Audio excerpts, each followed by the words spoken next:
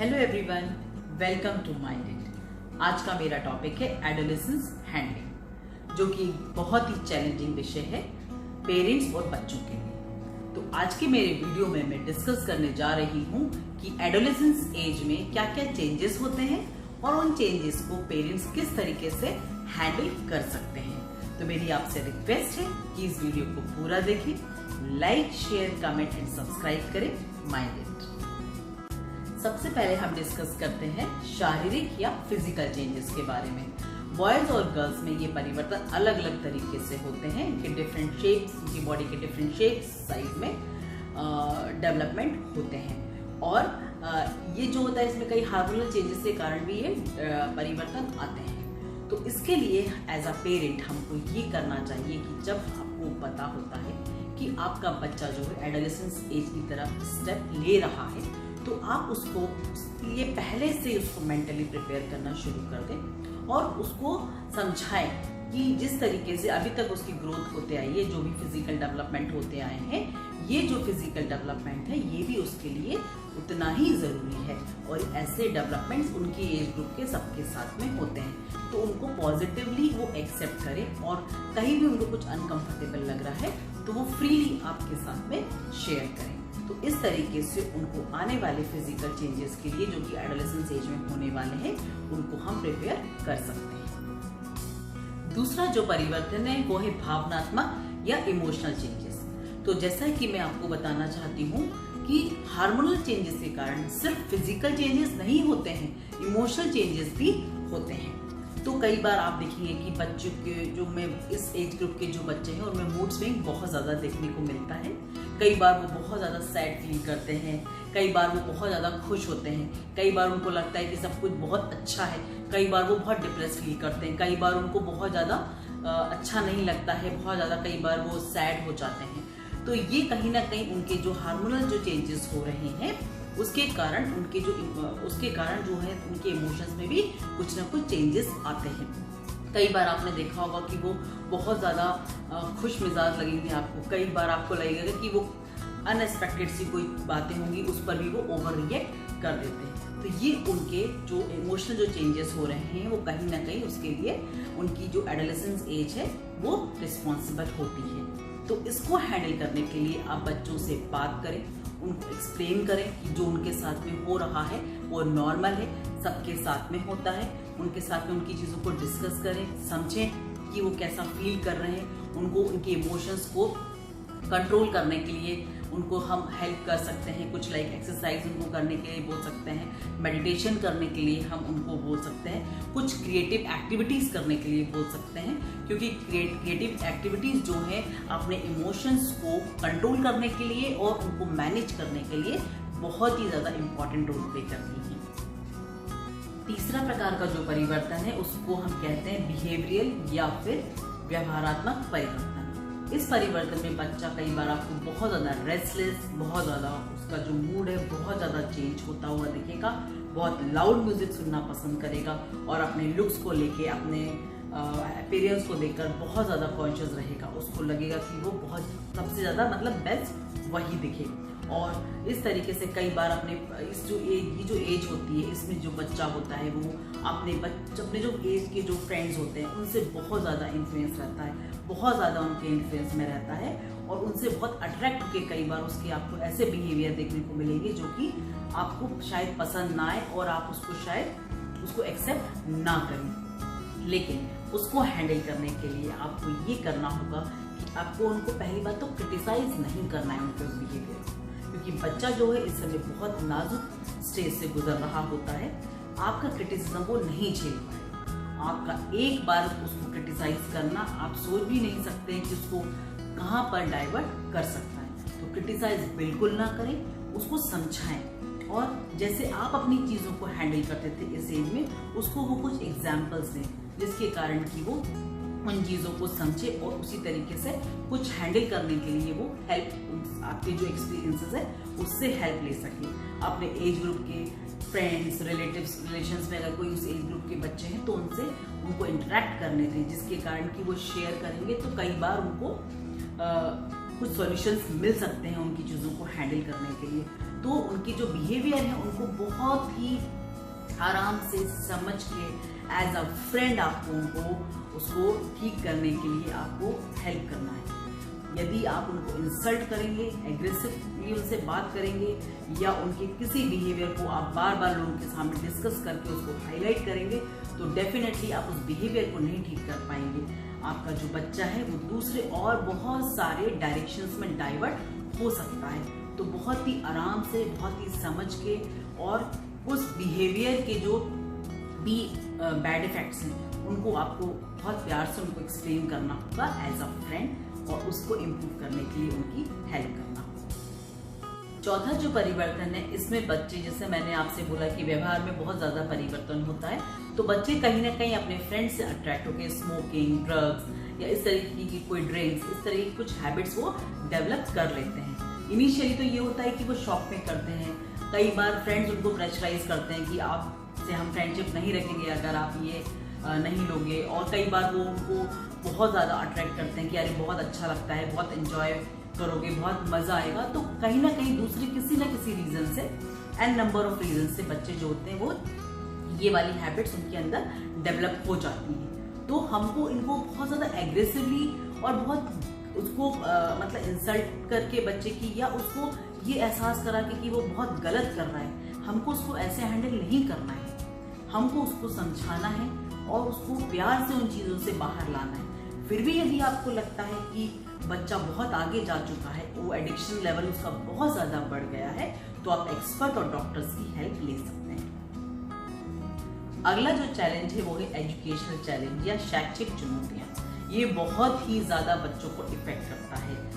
Subject selection 10th के बाद में, या फिर क्लास में आप बच्चों के साथ में कुछ कॉम्पिटिशन्स होते हैं पढ़ाई को लेकर, किसी भी तरीके की एकेडमिक कोई भी एक एक्टिविटीज़ को लेकर, तो बच्चा बहुत ज़्यादा चैलेंजिंग मतलब अपने आप चैलेंजिंग फील करता है और उस चैलेंज से निपटने के लिए कई बार वो बहुत ज़्यादा परेशान होता है। उस समय भी उसको आपकी बहुत ज़रूरत होती है। कई बार कुछ पेरेंट्स जो होते हैं वो बच्चों को प्रेशराइज करते हैं कि नहीं उनको यही सब्जेक्ट लेना है या उनको इसी लाइन में जाना है, तो ये भी एक बहुत बड़ा बच्चों के लिए चैलेंज हो जाता है। बच्चा कुछ और सब्जेक्ट लेना चाहता है, किसी और फील्ड में अपना करियर बनाना चाहता है, लेकिन एज अ पेरेंट हम चाहते हैं कई बार कि कई चीज़ें हम नहीं कर पाते कुछ सर्कमस्टेंसेस की वजह से, तो हम सोचते हैं कि हम बच्चे से करवाएं, लेकिन कई बार वो बच्चे का वो एप्टीट्यूड ही नहीं, उसका उसमें इंटरेस्ट ही नहीं, तो वो उसको अच्छी तरीके से नहीं कर सकता है। लेकिन चूंकि पेरेंट्स कई बार उसको प्रेशराइज करते हैं तो वो एक बहुत ज़्यादा कॉन्फ्लिक्ट की स्थिति को पैदा करता है बच्चे के लिए। मतलब बच्चा बहुत उसके लिए मुश्किल होता है उस समय, मतलब चीज़ों को मैनेज करना कि वो क्या करे, क्योंकि वो उसको पता है कि वो चीज़ें उसका इंटरेस्ट की नहीं है, वो नहीं कर सकता, बट पेरेंट्स को भी वो कई बार निराश नहीं करना चाहता।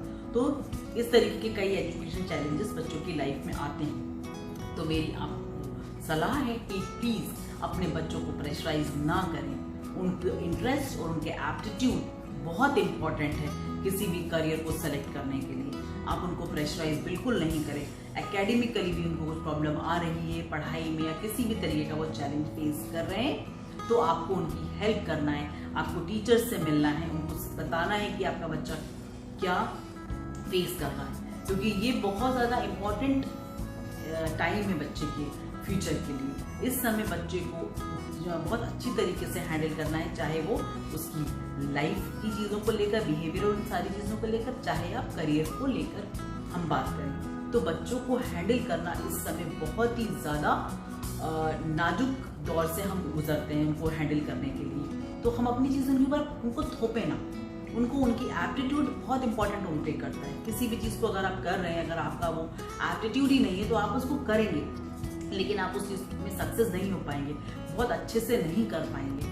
वो करियर अगर चूज करता भी है बच्चा तो वो सिर्फ करेगा क्योंकि अब जब वो उस करियर में चला गया है एनी हाउ जो भी सर्कमस्टेंसेस के अकॉर्डिंग, तो उसको अपनी लाइफ सर्वाइव करने के लिए वो करेगा, लेकिन वो कहीं ना कहीं बहुत ज़्यादा फ्रस्ट्रेटेड रहेगा। उसकी सोशल लाइफ, उसकी पर्सनल लाइफ, सब कुछ इफेक्ट होगा। तो इसीलिए बच्चों को एजुकेशन से रिलेटेड कभी भी उनके करियर के लिए कभी भी प्रेशराइज ना करें। वो समझें कि वो क्या चाहते हैं, वो किस फील्ड में अपना करियर बनाना चाहते हैं, उसके लिए उनको हेल्प करें। अगला जो चैलेंज है वो है मनोवैज्ञानिक या फिर साइकोलॉजिकल परिवर्तन। रिसर्चर्स बताती है कि 50% जो साइकोलॉजिकल जो इलनेस होती है वो उनकी शुरुआत कहीं ना कहीं एडोलेसेंस एज में ही हो जाती है। जैसे कि अभी हमने बहुत सारे चेंजेस डिस्कस किए, यदि उसको मतलब बच्चों को उन चेंजेस को ठीक तरीके से हैंडल किया जाता है तो बहुत अच्छा होता है। अदरवाइज कहीं ना कहीं उनके अंदर कुछ ना कुछ इलनेस डेवलप हो जाती है, क्योंकि जैसा कि बताया कि आपको हार्मोनल चेंजेस के कारण बच्चों में सारे चेंजेस हो रहे हैं एडोलेसेंस में, तो कहीं ना कहीं साइकोलॉजिकल चेंजेस भी उनके अंदर बहुत ज़्यादा देखने को मिलते हैं। और जैसा कि मैंने बोला कि जो 50% जो इलनेस है वो इसी एज में डेवलप हो जाती है, like sadness, depression, anxiety, food disorder, mood swing, ये सारी चीज़ें कई बार डेवलप हो जाती है। तो यदि कई बार एज अ पेरेंट आप नहीं समझ पा रहे हैं जो भी साइकोलॉजिकल चेंजेस बच्चे के अंदर हो रहे हैं, तो फिर मेरी आपको एडवाइस है कि आप किसी एक्सपर्ट से कांटेक्ट करें जो कि इस फील्ड में एक्सपर्ट है, तो वो आपकी हेल्प कर सकेंगे और आपके बच्चों की भी हेल्प कर सकेंगे कि इस सिचुएशन को, जो साइकोलॉजिकल जो चेंजेस है उसको किस तरीके से वो हैंडल कर सकते हैं। अगला जो परिवर्तन है वो होता है सामाजिक परिवर्तन या सोशल चेंज। इसमें जो बच्चा होता है वो चाहता है कि उसकी खुद की एक आइडेंटिटी हो, वो घर या बाहर रोल मॉडल की तलाश में रहते हैं। टीनेजर्स भी सही और गलत के बारे में सोचना शुरू कर देते हैं और कई बार कॉम्पिटिशन की भी भावना उनके अंदर आती है, पर कई बार वो कॉम्पिटिशन अनहेल्दी से भी हो जाते हैं। वो कई बार इसलिए होता है क्योंकि वो एक समाज में अपना एक वो बनना चाहते हैं कि मुझे भी लोग पहचाने, मेरे भी कोई आइडेंटिटी बने, तो जिसके कारण कि कई बार वो इन चीज़ों को करते हैं कि वो कंपटीशन का हिस्सा बन तो जाते हैं लेकिन उसको हेल्दी वे में एक्सेप्ट नहीं कर पाते। कई बार उसके कारण वो भी उनकी बहुत सारी चीज़ें जो है मन स्थिति जो है कई बार उनकी उससे इफेक्ट हो जाती है। और ये भी देखने में आता है इस एज ग्रुप में कई बार जो बच्चे होते हैं अपने अपोजिट जो मेल्स फीमेल्स की तरफ, फीमेल्स मेल की तरफ, अपोजिट जेंडर की तरफ अट्रैक्ट होते हैं। तो इस सिचुएशन में क्या होता है, हमारा जो समाज है, हमारा जो सोशल जो भी हमारी लाइफ होती है उसमें जो भी लोग होते हैं वो कई बार बहुत ज़्यादा गलत तरीके से हैंडल करते हैं, पेरेंट्स भी करते हैं। तो हमको ये समझना चाहिए कि ये जो भी चेंजेस हो रहे हैं ये उनकी एज के कारण हो रहे हैं। जो भी अपोजिट जेंडर की तरफ जो भी अट्रैक्शन हो रहा है वो उनके जो फिजिकल और जो भी उनकी इमोशनल चेंजेस हैं उनके कारण हो रही है। तो उसको हम नेगेटिव तरीके से हैंडल ना करें, हम उनको पॉजिटिवली समझाएं, बच्चों को उन्हें काउंसिल करें और समझाएं कि उनके लिए अभी क्या इम्पोर्टेंट है और इन सब चीज़ों से क्या उनको नुकसान हो सकते हैं। एज अ फ्रेंड हम उनसे डिस्कस करें, उनको ये चीज़ें उनकी जान कर कि वो अपोजिट जेंडर की तरफ अट्रैक्ट हो रहे हैं, हम उनको पनिशमेंट दें या हम उनको कुछ गलत तरीके से हम उनसे कुछ लैंग्वेज का यूज़ करते हुए कुछ बोले तो ये अच्छा नहीं होगा उनके लिए भी और कहीं ना कहीं हमारे लिए भी, क्योंकि जब वो चीज़ें खराब होंगी तो स्ट्रेस और जो साइकोलॉजिकल जो इश्यूज आएंगे वो दोनों की तरफ से आएंगे। तो इस एज को, इस सिचुएशन को बहुत अच्छी तरीके से हैंडल करना होगा, बच्चों को समझाना होगा, उन्हें काउंसिल करना होगा। यदि फिर भी बात नहीं बनती है तो आपको एक्सपर्ट की एडवाइस देने की ज़रूरत है। अगला जो परिवर्तन है वो एडिक्शन टू साइबर स्पेस या साइबर स्पेस की लत का लग जाना। तो इसके बारे में मैं यही बोलना चाहूँगी कि कहीं ना कहीं पेरेंट्स ने ही प्रोवाइड करा है उनको मोबाइल या जो भी गैजेट्स होते हैं हम ही प्रोवाइड करते हैं। कोई बात नहीं, करना भी चाहिए, क्योंकि आजकल का जो कंडीशन चल रही है, जो भी एनवायरनमेंट चल रहा है उसको देखते हुए बहुत ज़रूरी है कि बच्चों को ये चीज़ें हमें प्रोवाइड करवाना पड़ेगी। लेकिन उसी के साथ साथ हमको ये पहले एज अ पेरेंट समझना होगा कि बच्चे का मतलब किस तरीके का इन्वॉल्वमेंट है। जैसे कि हम देखते हैं बच्चे फ़ोन पे लगे हुए हैं चैटिंग करने के लिए, बात करने के लिए, फेसबुक पे, इंस्टाग्राम पे, व्हाट्सएप पे, बहुत सारे ऐसे सोशल मीडिया के बहुत सारे ऐप्स होते हैं जिनसे कि बच्चे कहीं ना कहीं पूरे टाइम वो बिजी रहते हैं। तो एज अ पेरेंट हमें समझने की ज़रूरत है कि बच्चा कितना और कितना उसको रिक्वायर्ड है और वो कितना यूज़ कर रहा है उस गैजेट्स को।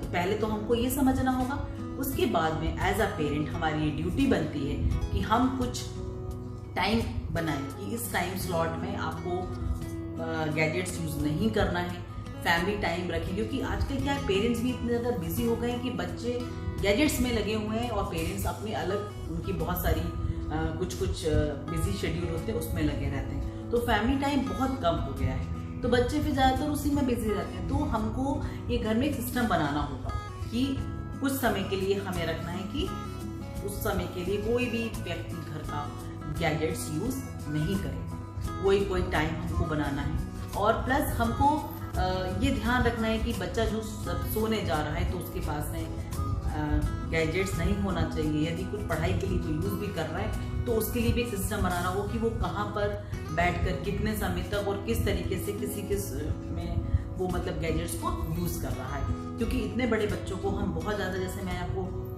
पहले भी बोल रही हूँ, क्या प्रेशराइज करके या उनको इंसल्ट करके या हम उनको फोर्स करेंगे कि नहीं आपको ये यूज नहीं करना है, तो वो कहीं ना कहीं वो चीजें खराब होंगी। तो बहुत ही मतलब सॉफ्टली हमको वो चीज़ों को बच्चों को समझाना है और उनको कोशिश करना है कि हम घर में कुछ इस तरीके की एक्टिविटीज़ रखें या हम कुछ इस तरीके की प्लानिंग रखें, पूरा वो सब लोग वही सिस्टम फॉलो करें तो वो बच्चा भी करेगा, तो उस कुछ पर्टिकुलर टाइम के लिए बच्चा गैजेट से दूर रहेगा।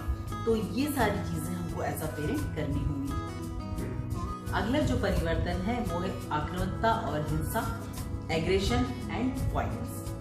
तो इस तरीके का जो परिवर्तन है वो गर्ल्स के कंपैरिजन में बॉयज में ज़्यादा देखने को मिलता है, क्योंकि बॉयज़ की मसल्स डेवलप हो रही होती हैं इस वक्त, उनकी जो वॉइस है वो भी हैवी होती है, उसमें भी कुछ ना कुछ चेंजेस आते हैं और कहीं ना कहीं इस तरीके के जो चेंजेस हैं वो बॉयज़ में ज़्यादा देखने को मिलते हैं। तो बच्चे जब घर पर जो देखते हैं उसी की नकल करते हैं। तो अब हमको पता है कि हमारा बच्चा जो है वो एडोलेसेंस एज में कदम रख चुका है, तो हमें भी थोड़ा अपने घर का जो माहौल है उस पे भी थोड़ा सा कंट्रोल करना होगा।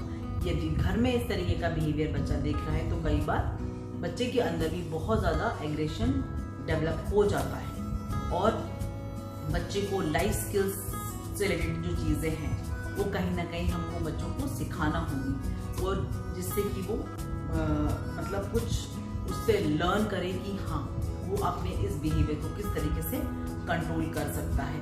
तो कई बार जब उसको बच्चे को आपको लग रहा है कि वो एग्रेसिव हो रहा है, बहुत ज़्यादा गुस्से में आ रहा है, तो हमें उसके कुछ वैकल्पिक तरीकों को भी उसको अपनाना सिखाना होगा, लाइक मेडिटेशन करना, एक्सरसाइज करना। और यदि गुस्सा या एग्रेशन बहुत ज़्यादा तेज मतलब ज़्यादा आ रहा है तो हमको वो बच्चा उस सिचुएशन को डाइवर्ट करना, हमको उसको सिखाना होगा कि वो इस सिचुएशन को डाइवर्ट करना सीखे। तो ये तो सारे परिवर्तन जो मैंने आपके साथ में डिस्कस किए। तो एट लास्ट मेरी आपसे यही रिक्वेस्ट है कि ये जो एज है बच्चों की बहुत ज़्यादा नाजुक अवस्था होती है, आप खुद भी इस एज से निकले हैं और हम समझ सकते हैं कि ये जो चेंजेस हो रहे हैं, जो मैंने आपको बताया कि इतने सारे कुछ चेंजेस होते हैं बच्चों के अंदर, तो हम इनको पॉजिटिवली समझें, बच्चों की हेल्प करें। और मेरा ऐसा एक्सपीरियंस रहा है, जितना भी मैं अभी इस एज ग्रुप के बच्चों के साथ में मिली हूँ, तो मैंने ये देखा है कि पेरेंट्स बहुत इंपॉर्टेंट रोल प्ले करते हैं। इस समय आपके बच्चों को आपकी बहुत ज़्यादा ज़रूरत होती है। इस समय आप उनको जैसे भी डायरेक्शन में आप उनको डाइवर्ट करेंगे या जिस तरीके से उनको हेल्प करेंगे तो वो उसी तरीके से उनकी जो आगे की जो चीज़ें हैं उसी तरीके से डेवलप होते चले जाएंगे। इस समय बच्चों को आपकी बहुत ज़रूरत होती है। कई बार इस समय अगर कई बार हैंडलिंग उनकी सही नहीं हो पाती है तो बच्चे बहुत ज़्यादा कई बार रॉन्ग डायरेक्शन में भी डाइवर्ट हो जाते हैं। तो ये चेंजेस आपको तो मैंने बताया कि और ये आप खुद भी जानते होंगे कि कहीं ना कहीं ये इस एज ग्रुप के जो है वो जो एडोलेसेंस एज जो चल रही होती है उसके कारण कहीं ना कहीं चेंजेस बच्चे के अंदर होते हैं। तो इसीलिए इनको बहुत ही सॉफ्टली और बहुत ही ज़्यादा ट्रिक से बच्चों को हैंडल करना होगा। तो मेरी आपसे रिक्वेस्ट है कि आपको ये वीडियो पसंद आएगा। आई होप ये वीडियो कुछ हेल्प कर पाएगा एडोलेसेंस हैंडलिंग में। तो प्लीज़ इस वीडियो को like, share, comment and subscribe करें मेरे चैनल को Mind. Thank you, see you.